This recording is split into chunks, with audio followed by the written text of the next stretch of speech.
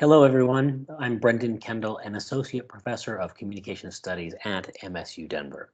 I'm here to introduce you to Microsoft Teams, which is an enterprise app based on the tool Office 365. It's a suite of apps and services provided by Microsoft and licensed by MSU Denver. Microsoft Teams is a terrific way to collaborate, but also to host classes. It's been optimized as a classroom space as well as a collaboration space for student teams, staff teams, and the like. Let's take a look first at how to log in. I'm going to begin sharing my screen with you. So we'll go to screen one. What you're looking at now is the homepage for MSU Denver. That's msudenver.edu. If you're a student, what you're going to do is go to Current Students. This will open up the Student Hub. There's also a Staff and Faculty Hub. Now, I'm not a student, I'm a member of the faculty, so I use the Faculty and Staff Hub. But students are going to log in and they're going to click the button Email here. Now that's a bit deceiving and it's clarified on the faculty page where I will log in. So again, students will go to the Student Hub, faculty and staff will go to the Faculty and Staff Hub. Takes just a moment, and you will see that I have the button Email Office 365. There are a number of apps attached to your email.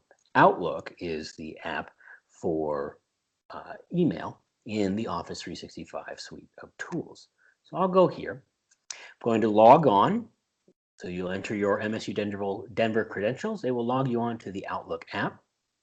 And what you're going to be looking for is right up here in either the left-hand or right-hand corner. It depends on how big your window is, but you're looking for this little box, grid of boxes. This is going to launch a window that shows you the Office 365 apps. There are many of them. For instance, Outlook for email, Word for composing collaborative and cloud-based Word documents, and PowerPoint, as well as things like Forms for surveys and quizzes, OneDrive for storing any files you'd like, and so on. The one I'm going to show you is Teams. So you'll find that button. Again, you'll log on to Outlook. You're going to look for this grid icon. You'll click it and find the button for Teams. Go ahead and select that. It's going to log you on then to the Teams app. This might take just a moment, so let's let it process. If you're using Safari, Apple's web browser, Microsoft Teams does not play well with that, and you'll have to download the desktop app. The desktop app should be available at Google Play, as well as the Apple App Store and any other app store you might be using. The desktop app is a way for you to have this native on your computer connected to the web, as opposed to going through a particular web browser. There's also a terrific mobile app, and I'll be showing you some of that very soon. But you can log into Microsoft Teams in many ways.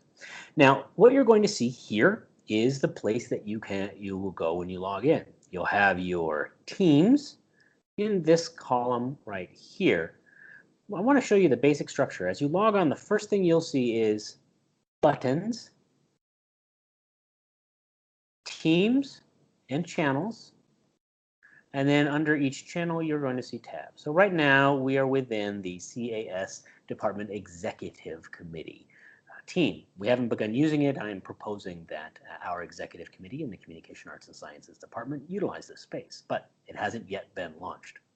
You've just logged on to Teams, and what you're going to do is find the team you've been invited to. If you're looking to create your own team, join or create a team. When you click this, it's going to open up a window for you. You can either receive a code. If someone has already given you permission to see a team, it will show up here in your teams lists. And you can also create a team here. When I select this, you're going to see that there are different kinds of teams that you can utilize and log on to, including classes in which members are either owners, teachers, or members, students. And also things like learning communities, staff member groups, or really anything open to anyone, which is great for student groups. These have different kinds of permissions for ownership status and membership status, but I'm going to be talking to you in this series of videos about classes in particular. Feel free to play around with your own teams by creating them here. Again, that's at the bottom of the screen, but you will have already been invited to a team most likely. That is where you're going to find it. I'm going to be talking in this particular series of videos about CAS 1301, the communication perspective for spring 2019, but perhaps there's another team you are involved with. In the next video, I'm going to talk to you a little bit more about the buttons, teams and channels, and tab structures. I'll also be talking to you a bit about your status. So look for another video very soon, but hopefully this has been useful in showing you how to log on to Microsoft Teams at MSU Denver.